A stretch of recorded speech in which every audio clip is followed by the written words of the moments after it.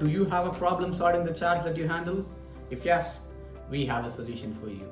Tags is a feature in SalesIQ that allows operators to tag the chats based on its nature, and it will allow you or anyone to easily sort them to its respective categories. For example, if you're getting lots of chats related to say sales or support, you can assign each of these chats to its respective tags. At the end of the day, it will allow you or anyone to easily see how many chats were initiated for sales and support related queries. So what are you waiting for? Ask any of your supervisors or admins to create tags based on your business case and make your work less burden.